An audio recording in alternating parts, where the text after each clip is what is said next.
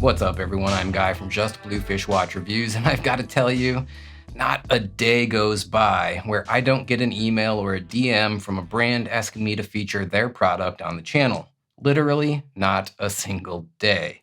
Now, usually, it is a watch-related product, which makes sense after all, this is a watch review channel. But very often, it's pretty strange and obscure products and services, from things like video game apps to VPN software, fashion and fragrance brands, digital electronics. Literally, the list goes on. And 99.9% of the time, I just flat out ignore the messages, but I do read them all because I'm looking for something a little bit special. Things that I both want to take a look at myself and things that I think might be worth sharing with you guys. So finally, that's what we've got today.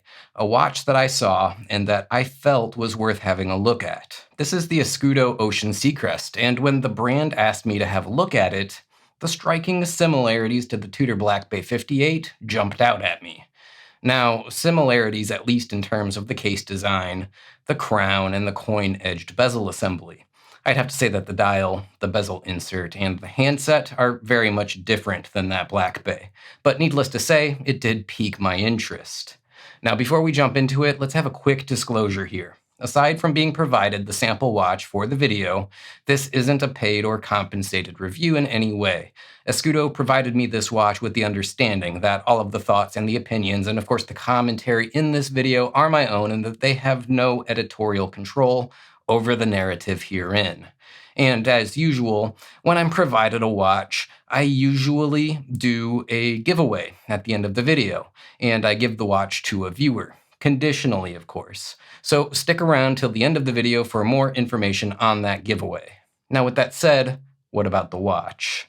Now, this is a 200-meter diver, coming in at 39 millimeters in case diameter, with an overall thickness of 12.8 millimeters. It has a lug-to-lug length of 47.5 millimeters and a lug width of 20 millimeters. The watch case is in 316L stainless steel with high-polished flanks and chamfered case edges, and it has a brushed finish on the top of the lugs and the watch case. The rest of the specs include a screw-down crown with black enameled logo, a boxed sapphire crystal with triple anti-reflective coating, and a really interesting and unique feature on that crystal that we will talk about later.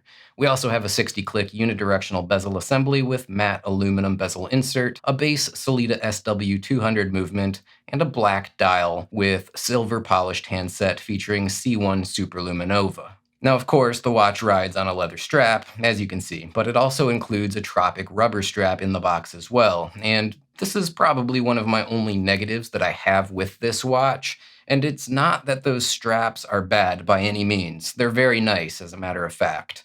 But yes, there could have been something that I really would have preferred, and that's a bracelet. I am more of a bracelet guy, and it would have been really nice if there was at least an option to get the watch on a bracelet, because that would have made it just about perfect for me. And I know that, yes, of course, it would have increased the cost of the watch at least a little bit. And I also know that plenty of people love wearing their watches on straps, so this would be a non-issue for them. But while I do like the straps that are included, a bracelet would have been my preference if I was given the option. Now, as for the price, it's listed at about 1,200 British pounds on the Escudo website. And according to a Google search, that's about $1,400 US. Now, this isn't an expensive watch, but it does fall in line with, or is even less expensive than, some other micro-brand watches that I've had on the channel over the years, including things like the Manta Ocean King, the Jeanneau Ocean Rover, and even the Devosa Turnos, to name a few.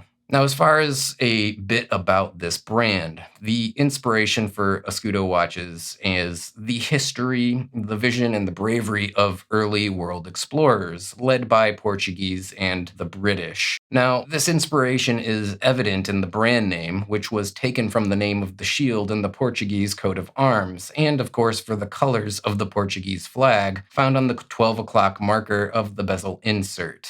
Speaking of that shield symbol, I had mentioned an interesting feature on the crystal earlier. Now, if you hit this crystal with a little bit of steam or even just a puff of warm breath, the Escudo coat of arms appears on the face of the display as if it's a hidden Easter egg showcasing the brand's inspirational history.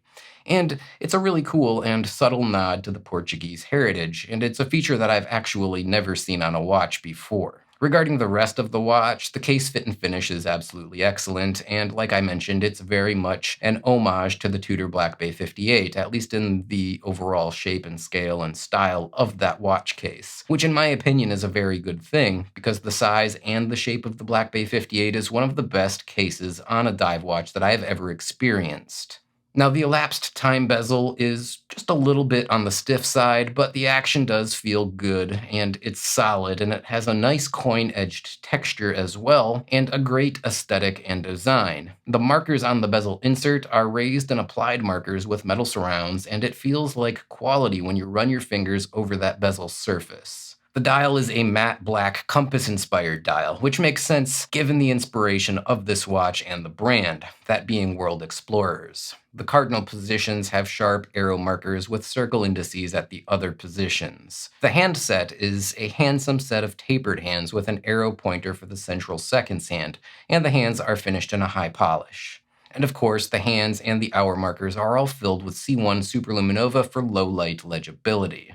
Now, the movement on this is the base caliber SW200 no date, and that's a 26 joule movement running at 28,800 vibrations per hour with a 38-hour power reserve. Escudo does say on their website that it is subtly decorated, but given that the caseback has no display window, it's honestly kind of hard to say what that might look like without opening it up. Still, I am happy with the movement choice, and I've had nothing but good experiences with the SW200 in the past. On the wrist, the watch is absolutely excellent, at least for me and my 6.5-inch wrist. I love the case size and the scale, and it wears really well. The case back is flat and the lugs curve down slightly at the ends to give an overall profile that stays low to the wrist and hugs the wrist. Overall, there's really not much negative to say about this one. I think that micro brands like this are putting out really high quality watches, and while the price isn't ultra affordable, it does offer a lot of bang for your buck. The features and the specs are on par with watches that come in at much higher prices, and the design and the styling, at least in my opinion, is really excellent.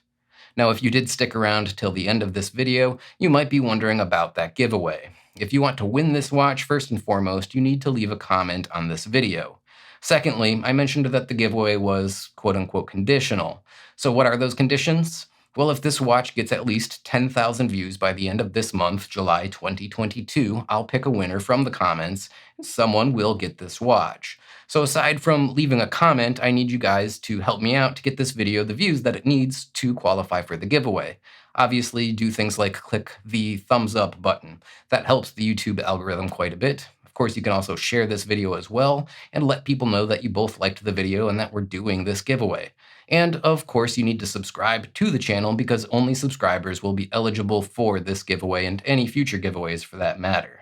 With all of that said, I will wrap this one up for today, and I will say thanks for tuning in and thanks for watching. I greatly appreciate it, and of course, thanks to Escudo for sending over this watch for the video. And until the next one, I'll wrap this up and say bye now.